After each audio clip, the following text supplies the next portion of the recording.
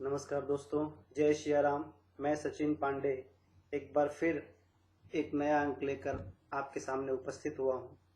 दोस्तों, आज जो मैं विषय लेकर उपस्थित हुआ हूँ वो वर्तमान में जो हुई घटनाएं हैं और निकट भविष्य में जो घटनाएं होने वाली हैं उसको लेकर एक मैंने कंबाइन अंक निकाला है, जिसमें 25 अक्टूबर 2022 और 8 नवंबर 2022 दोनों समय में जो घटनाएं होने वाली हैं, एक घटित हो चुकी है। 25 अक्टूबर को सूर्य ग्रहण हो गया था और 8 नवंबर को चंद्र ग्रहण होने वाला है। मैं इन्हीं दोनों घटनाओं के ऊपर आपके साथ एक चर्चा करने उपस्थित हुआ हूं, जिससे मैंने देखा है बहुत सारे लोगों के मस्तिष्क में बहुत सारी भ्रांतियां बैठ गई हैं, घर कर गई हैं। तो मेरे इस अंक से उनको काफ़ी मदद मिलेगी जानने के लिए। लेकिन सबसे पहले, अगर आपने अभी तक मेरा चैनल सब्सक्राइब नहीं किया है तो आप सब्सक्राइब कर लें और आपको जो भी कमेंट देने हैं उसमें कमेंट भी जरूर दें। दोस्तों, सर्वप्रथम हम बात करेंगे कि 25 अक्टूबर को जो घटना घटी वो घटना सूर्य ग्रहण के रूप में घटी। 25 अक्टूबर अमावस्या के दिन जो घटना घटित हुई, सूर्य को ग्रहण लगा, उस समय सूर्य देव जो थे वो तुला राशि में विराजमान थे। और तुला राशि जो है वो तुला राशि में सूर्य देव जो है निचता प्राप्त करते हैं, मतलब उनकी जो पावर है वो काफ़ी कम हो जाती है उसमें, और शुभता में कमी रहती है। दोस्तों, जब सूर्यदेव इस राशि में थे और इस राशि में ही ग्रहण लगा, तो ये राशि जो है, इस राशि के अधिपति होते हैं शुक्रदेव। तो तुला राशि जो रिप्रेजेंट करती है वो भौतिक सुख, मटेरियलिस्टिक वर्ल्ड, स्त्री कारकत्व चीजें, स्त्री समाज का प्रतिनिधि, आपकी कॉस्मेटिक्स की चीजें, वर्ल्ड इकोनॉमी, ये सारी चीजें सूर्य मतलब शुक्र रिप्रेजेंट करता है। और जो इसमें भी राहु के नक्षत्र स्वाति नक्षत्र में ये ग्रहण संबंध बना। तो स्वाति नक्षत्र का स्वामी होता है राहु, और राहु होता है वो भौतिकता में अट्रैक्शन लाता है, भौतिकता को। और उसमें जैसे कि एक गुब्बारा है और उसमें हवा भरा, तो राहु उसको और उत्तेजित करता है। तो ये जो तुला राशि में शुक्र की राशि में और स्वाति नक्षत्र राहु के नक्षत्र में जो ग्रहण लगा, उसमें सूर्यदेव को ग्रहण लगा। सूर्यदेव ऑलरेडी उसमें काफी वीक हो जाते हैं उस राशि में आने के बाद। सूर्यदेव, अब आप इसको इस घटनाक्रम को इस सीक्वेंस में जरा समझें। सबसे पहले उत्तरायण में सूर्यदेव जो होते हैं, उत्तरायण जब आते हैं तो शुभता उनको प्राप्त होती है, शक्ति प्राप्त होती है। जब दक्षिणायन में होते हैं तो धीरे धीरे उनकी शुभता में कमी हो जाती है। तो पहला योग तो ये बना कि वो दक्षिणायन में थे। दूसरा देखें कि कार्तिक मास था। तीसरा, वो तुला राशि में थे। चौथा, वो कृष्ण पक्ष था। पांचवा, वो अमावस्या तिथि थी। और छठा, ग्रहण का संबंध बना। तो एक साथ कितनी सारी नेगेटिव घटनाएं तैयार हुई। तो आप इस परिप्रेक्ष्य से समझ सकते हैं कि ये पीरियड जो था कितना नेगेटिविटी लिए हुए था। और सूर्य देव तो इसमें बिल्कुल भी अपनी शक्तियों को प्रदर्शित नहीं कर सकते थे, क्योंकि वो अपनी अकारक राशि या नीच राशि में थे। अब कोई व्यक्ति पहले से कमजोर हो और उसको और ग्रहण लग जाए, तो सोचिए कि उसको उस चीजों से उबरने में कितना समय लगेगा। तो जो लोग कहते हैं कि ये ग्रहण खंडित ग्रहण था और इसका प्रभाव काफी कम समय के लिए रहेगा, ऐसा नहीं है। अब इस परिस्थिति में निकलने में काफी ज्यादा वक्त लग जाएगा। इसको आप इस तरह से समझें। दूसरी चीज ये है कि काल पुरुष की राशि में तुला राशि सप्तम भाव में आती है। सप्तम भाव आपके व्यापार, पार्टनरशिप, पत्नी स्थान, आपकी जननेंद्रिय, ये सारी चीजों को रिप्रेजेंट करता है। फर्टिलिटी, सारी चीजें। और शुक्र मटेरियलिस्टिक राशि है, राहु का संबंध है इससे। अब राहु का संबंध सूर्य शुक्र दोनों से इसमें हुआ ग्रहण में, तो निर्माण आप ये देखें किस परिस्थिति का निर्माण हो रहा है। तो निर्माण ये हो रहा है कि सूर्य जो है आत्मा का कारक है, और आत्मा जो है पहले से ही पीड़ित राशि में थी और उसके बाद उसे ग्रहण लग गया। आत्मा तो बिल्कुल उसकी जो कॉन्फिडेंस लेवल था बिल्कुल खत्म हो गया, चूर चूर कर दिया उसने उसको। और चूर चूर करने के बाद जब ये ग्रहण लगा तो अब इस चीज को आप समझें कि सूर्य जो है हमारी आत्मा का कारक है और आत्मा को ही ग्रहण लग गया, आत्मा को ही ग्रहण लग गया। काल पुरुष की राशि में जब वो सप्तम राशि में है, तो अब आप इसको इस तरह से देख सकते हैं कि सप्तम राशि मतलब ये जितने भाव थे, जितनी चीजें इससे संलग्न थी, सभी पीड़ा में होंगी, सभी पीड़ा में जाएंगी। पीड़ा में रहने की वजह से क्या होगा कि आपको जितने पार्टनरशिप के प्रोजेक्ट लोग लेके चल रहे हैं उसमें थोड़ा व्यवधान होगा। पारस्परिक मित्रता, इसमें तकलीफ आएगी। जो व्यापार संबंधित मतलब इकोनॉमी, इसमें आपको कमी देखने को मिलेगी। भौतिक सुख, लग्जरिटी में इसमें कमी देखने को मिलेगी। अब आप समझें कि जब सबसे मेन चीज आदमी किसके पीछे भाग रहा है, भौतिकता के पीछे भाग रहा है, और जब उसमें कमी आएगी तो वो और भागेगा, मतलब मन और बेचैन होगा। आत्मा तो पहले से पीड़ित है।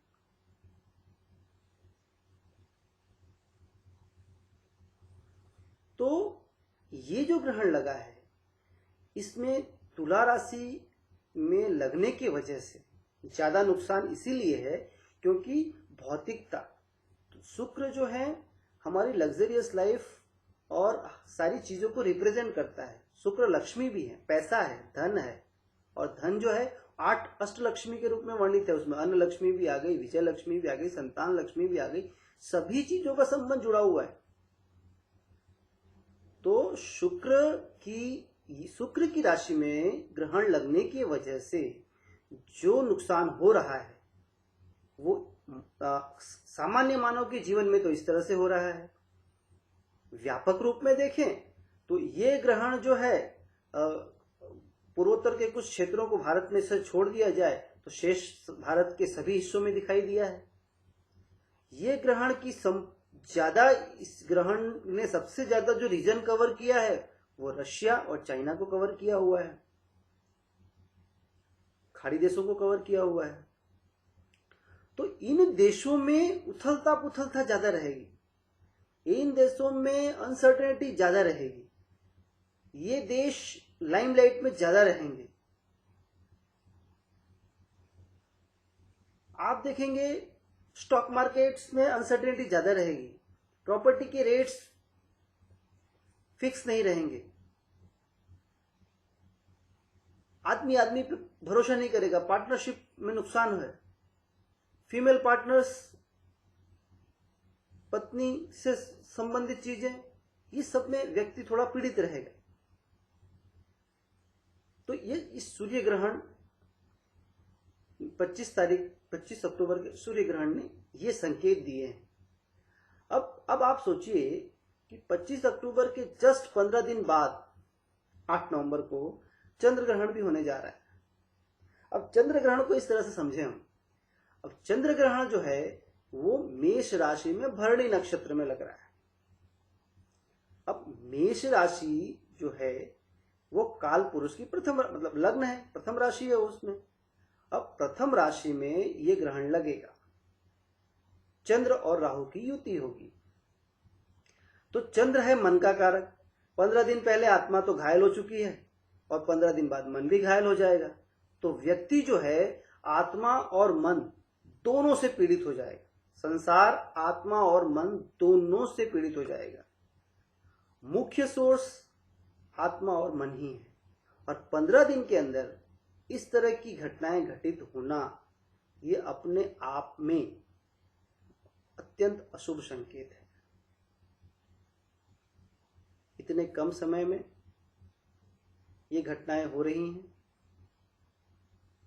ये इस इतने कम पीरियड में, महाभारत काल के पीरियड में इस तरह की 15 दिन के अंदर ही अंतराल में घटनाएं हुई थी, उस तरह की परिप्रेक्ष्य निर्मित हो रहे हैं। तो दोस्तों, अब चंद्र ग्रहण लग रहा है मेष राशि में। मेष राशि जो है काल पुरुष की राशि है, पुरुष तत्व लिए हुए राशि है और उसमें ये ग्रहण लग रहा है। पहले आप देखें कि पहला सूर्य ग्रहण तुला राशि में लगा, चंद्र ग्रहण मेष राशि में लग रहा है। तो इसको इस तरह से समझें हम कि मेष राशि पुरुष तत्व की राशि है।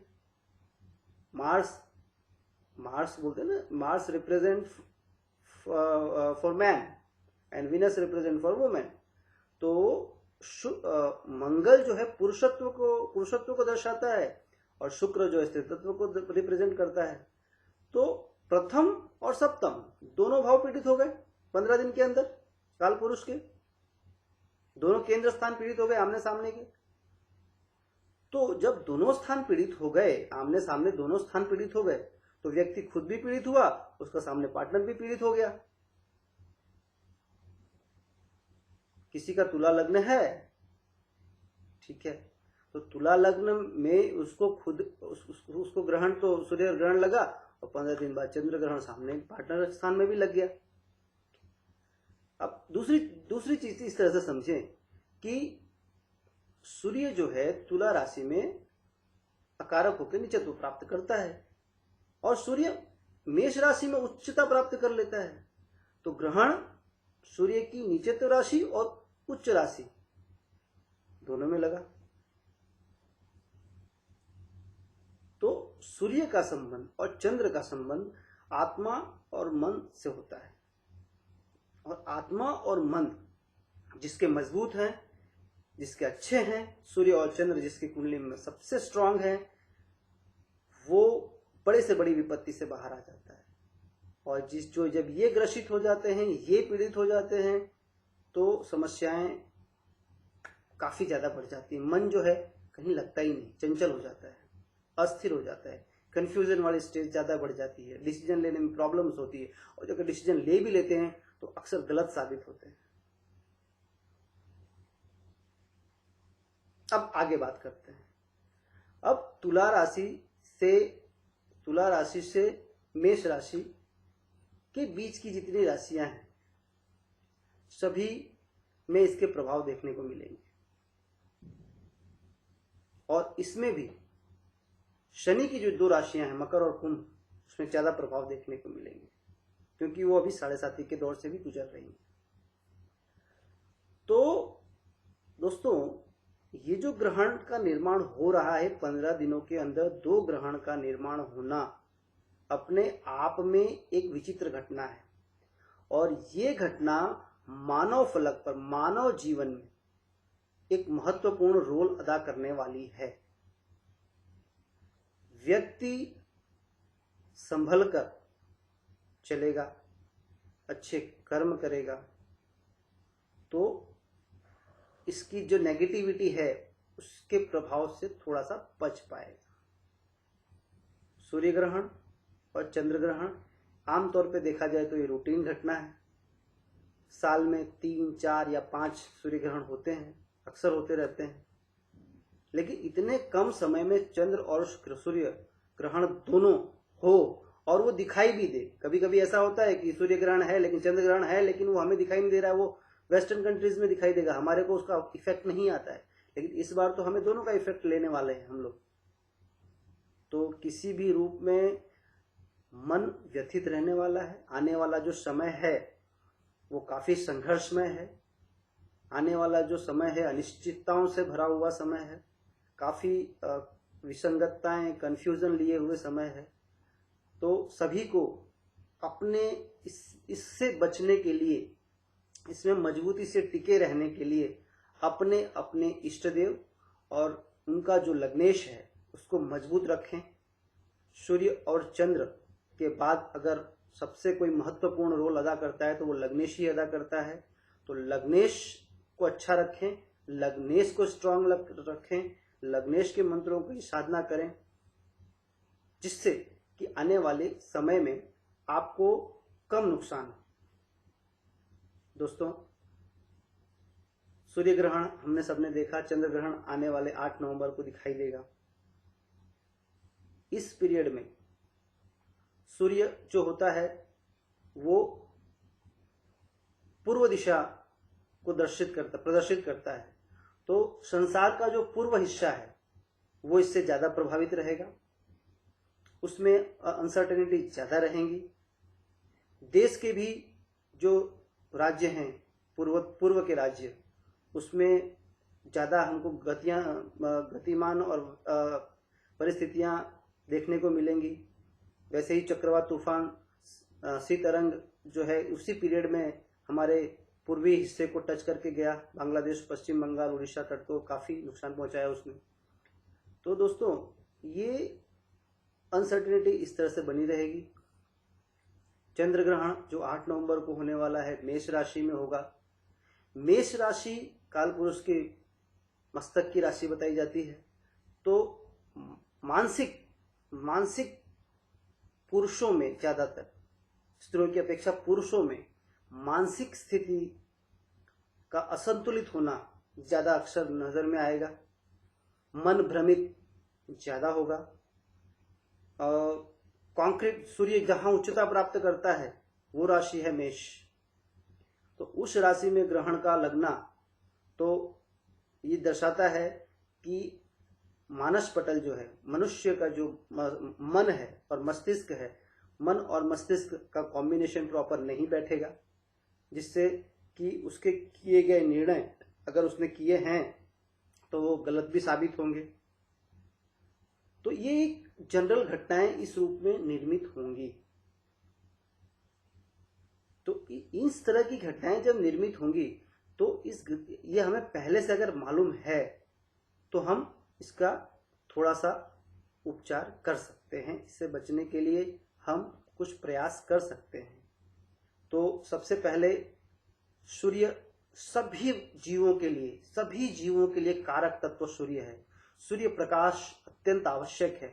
सूर्य प्रकाश धरती पर आता है तो ही वनस्पतियां अपना भोजन बनाती हैं, व्यक्ति अपने काम करता है। सूर्य प्रकाश एक सकारात्मक ऊर्जा लेके आता है। सूर्य प्रकाश में एक संजीवनी है जिसमें जीव सृष्टि नहीं बनी है। तो सूर्य प्रकाश से जीव सृष्टि का उत्पन्नता सूर्य प्रकाश से होती है। सूर्य जो है दिन के समय प्रकाश प्रदान करता है। चंद्रमा रात के समय प्रकाश प्रदान करता है। चंद्रमा शीतलता प्रदान करता है। तो सूर्य ऊर्जा है, चंद्रमा भी ऊर्जा है। एक गर्म है, एक सर्द है, एक आग का गोला है, एक बर्फ है। तो दोनों में जब परिस्थितियां, आदमी जब इन दोनों परिस्थितियों में घिरा रहेगा, दोनों ही पीड़ित रहेंगे। दोनों ही, जो एक आत्मा का कारक, एक मन का कारक, एक माता का कारक है, एक पिता का कारक है, और माता पिता मिलकर ही संतान की उत्पत्ति करते हैं। तो जब ये दोनों ही पीड़ित रहेंगे तो उत्पन्नता कहाँ से आने वाली है? मतलब फर्टिलिटी नहीं रहेगी। उस हिसाब से जमीन में उपजता अनाज कम पैदा होगा। तो अनाज कम पैदा होगा तो खाद्यान्न की समस्याएं भी आ सकती हैं। तो ये सारी चीजें, ये आने वाले भविष्य में हम लोग इसका सामना करेंगे।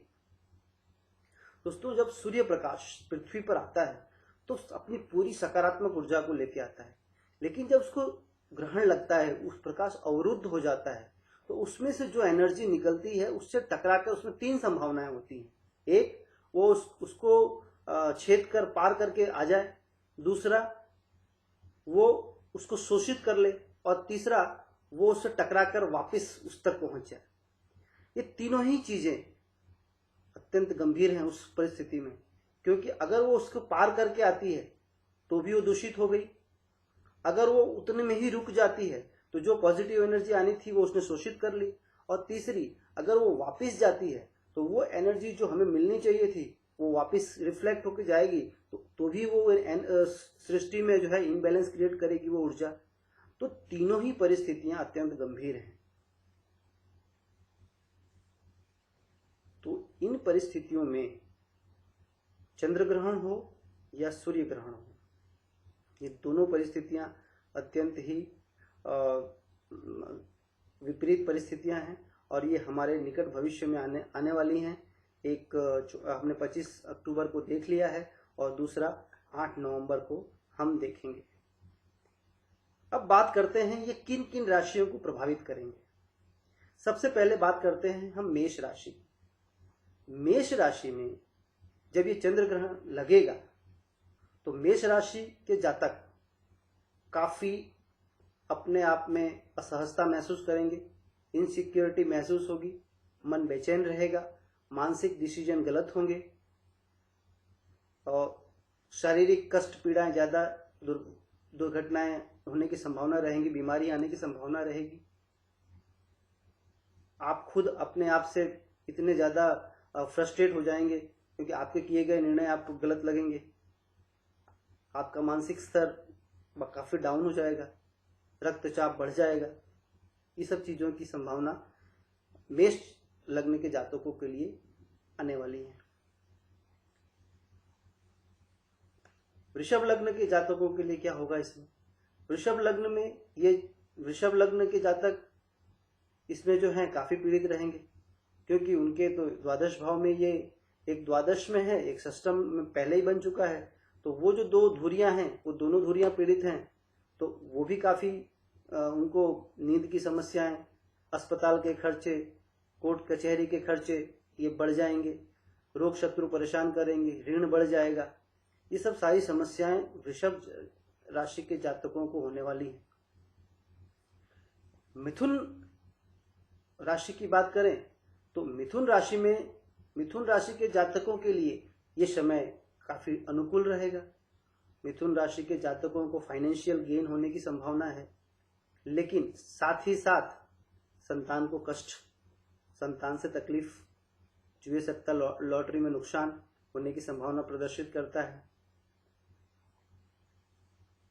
कर्क राशि की हम बात करें तो कर्क राशि में ये जो युग बनेगा वो केंद्र में बन रहा है, तो कर्क राशि के जातकों के लिए सुनहरा अवसर है।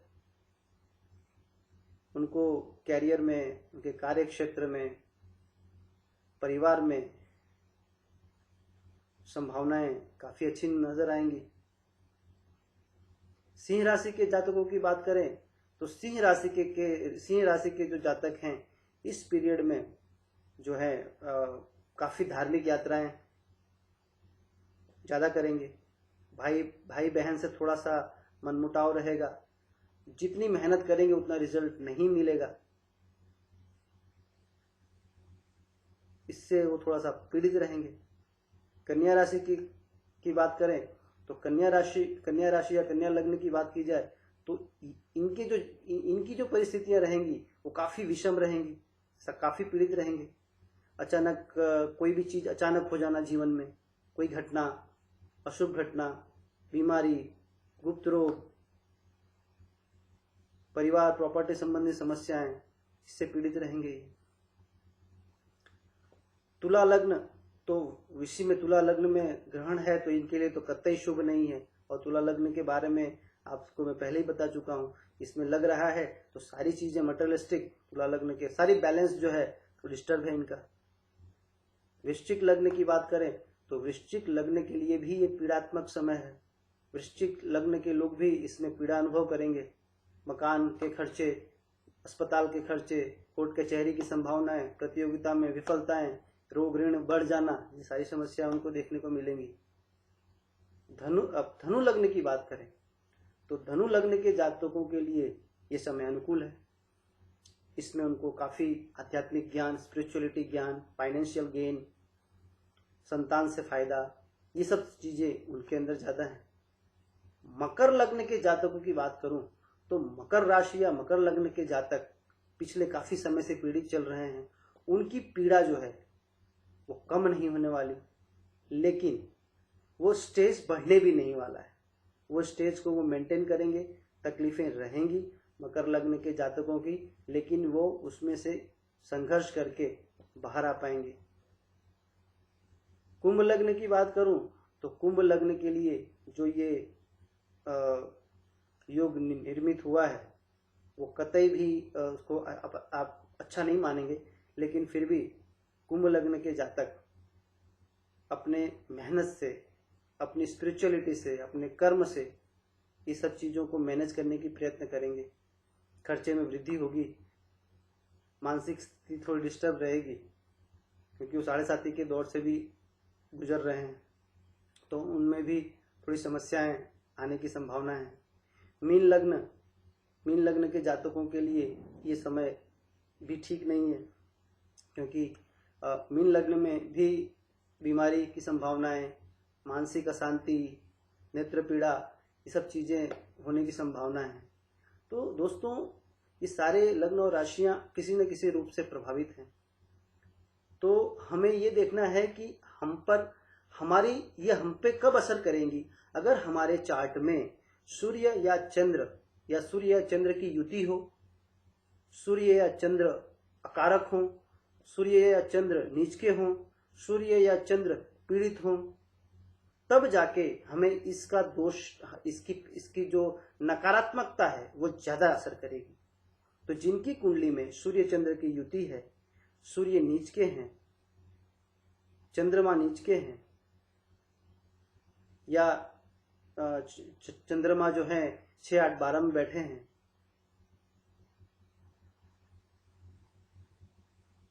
या सूर्य के साथ ऐसे 3-4 ग्रहों का कॉम्बिनेशन हुआ है तो बाकी ग्रह अस्त हो गए हैं, तो उनकी शुभता खत्म हो गई है, इस तरह की युति है, तो दोस्तों उनको काफी ख्याल रखना है, काफी ध्यान रखना है, और अपने परिवार में भी कोई है तो उनका भी ध्यान रखना है। तो ये सब चीजें आपको काफी अलर्ट, ये ज्योतिषी विद्या है जो आपको अलर्ट करती है। ज्योतिषी विद्या है जो, जैसे हम कहीं किसी रास्ते पे जा रहे हैं और कुछ मार्ग के 1-2 किलोमीटर खराब रास्ते हैं और हमें पहले से जानकारी है, तो हम अपनी गति धीमी कर देंगे, तो न तो हमारा टायर खराब होगा, न तो हमारी गाड़ी खराब होगी, न कोई एक्सीडेंट होगा, न सामने वाले को नुकसान होगा, न हमें नुकसान होगा। तो इस चीजों को जानने के बाद हमें ये एहसास हो जाएगा कि हमें कितना धीमा चलना है। दुर्घटना, अगर हमारी गति कम है तो दुर्घटना का जो इम्पैक्ट होगा वो कम होगा, गति ज्यादा है तो दुर्घटना का इम्पैक्ट ज्यादा रहेगा।